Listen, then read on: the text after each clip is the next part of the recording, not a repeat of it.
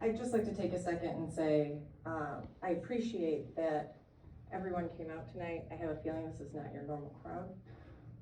No, but I'm glad to see everybody, actually. But you understand why they're here, because they saw the signs and they knew something was up. And I'm not saying I know everything. I'm not saying I know more than anyone on our board. But has anyone in this room ever fought turbines and solar panels and been on a planning commission and done this already before? Because I have. And everything that they're doing is a half-truth, and everyone knows a half-truth is a whole lie. What they just said is a completely separate conversation. Yes, you're right, you do have no properties leased. But the Lucas County Economic Corporation, that's what they do. They come out and they'll talk to the farmer and they'll say to you, well, maybe we have something you might want to sell your property for. And you say, well, maybe I would, yeah, sure. And then you start working the deal. Then they immediately come in, developers will come in, and they had people talk to them in Columbus. I guarantee I'm going to be FOIAing all those records about whatever you were given in Columbus, because that's what I keep hearing. You're told in Columbus you had to do this. You were told in Columbus what to do. So I'd like to know exactly what Columbus told you to do. Because what they do is the developers, they go to the people in the Capitol, they tell them, this is what you need to tell the township people so we can get our projects done, okay? Then what you need to do is you need to go to the board and you need to grease this through real quietly before everybody realizes what's going on. And that's exactly what they did. He just told you a year ago they did this. Did anyone get a notice? They're out here bragging about this pamphlet they're making. Did they send you a pamphlet and tell you, come to the meeting, tell us what you think, tell us how you feel? Excuse me, ma'am, your question need to be up. I love this to everyone. You let everyone else talk to everyone. Everyone else that has spoken, address the crowd as well. You did not stop them. So my point is, the half-truth is a whole lie. We're not talking about that right now. No land is leased, that is correct. But they already have made the amendment. They've already set the setbacks. They've already made the decisions about, is there a noise level, decibel level? You know, that was something that in solar panels, even you have to worry about. They make a noise. If you live near it and this goes in, it's already done. They've already set the standard for the company and there's no going back. If you wait until the project is already on the road, you can't go back and make the changes. The changes must be made now before the project starts. And the companies will even come in and tell you guys, well, if you make a bunch of rules, it's exclusionary and you'll be sued. I'm telling you, I already did this in Lenawee County for a decade. I lost hours and hours and hours of my life that I cannot get back babysitting a board that had a different plan than the residents. We will not stop. We're going to find out what's going on. We're going to find out who encouraged, who gave information, who helped get things through. I read in the minutes, you go into an awful lot of executive sessions in this board.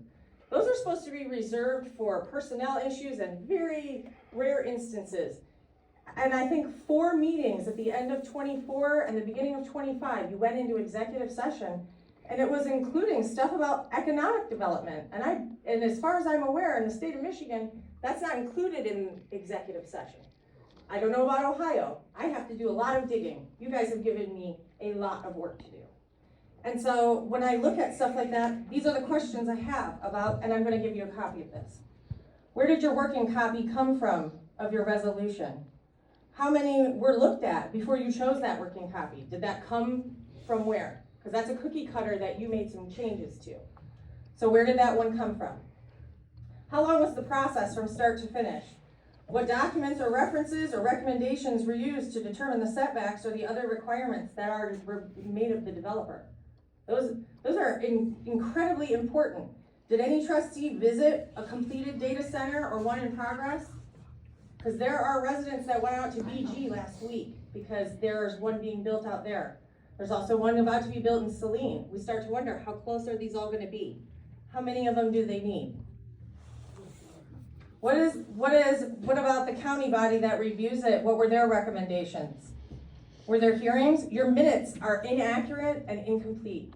There are times where it doesn't accurately review. It says you were given the land use and questions were asked if there were any questions. It lists no questions.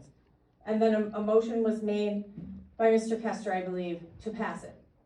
Not one of you had a question? or you didn't record any questions. That's a problem. Did you hire a lawyer that specializes in municipal law? That's what we did in Lenawee County. Mike Homier. He came in and he looked over everything they did to make sure that the residents were protected. Because tax revenue is not your basis for what you do with zoning. That is not where you get zoning from. Zoning is for us, and if we can benefit from tax revenue, that comes secondary, but that is not your basis for changing that. So those things are important to mention because that gentleman was very concerned and you allayed his fears, but you knew that he wasn't realizing what you were saying. It was past, the time was past, that there's no chance for us to to speak at a hearing because the hearings have already happened. We've passed the time frame for a referendum. There's nothing we can do in that point. So now we have to say, what are we gonna do going forward? Because you have to re-review this. This has to be looked over again, and you have to admit your own ignorance. You just said 6 months or a year ago, you didn't know anything about a data center. Now you're making decisions for everyone in this room and their children and their grandchildren and their great-grandchildren. Are you putting your name on the line? They run those things with glycol. The water that's in those things, there's this closed system. I get it. Do closed systems break? Gentlemen, how many times have you had a leaking AC unit? Okay, it happens. What happens then? Who pays for it? Who fixes it when that fertile farm ground is gone forever? And I'll finish with this. I'm submitting into the record 4 different articles, and I'm just gonna read the titles so they're in the record. We've lost 14,950 farms and 2 billion acres of farmland since 2023. And that's dated February 24th, 2025. Another one, Investigate Midwest. That is, U.S. farmland continues to fold to foreign-owned interests. Can you guarantee us that China won't own that data center in 10 years? Data center divides Saline Township as DTE seeks to bypass public hearings. Just cut the people out because they don't want to hear what you have to say. They don't want you to ask the questions. And here's something that is completely above your pay grade, but entirely important, that shows that our U.S. electric grid couldn't possibly support all these data centers if it wanted to. We can't even support the stupid electric cars.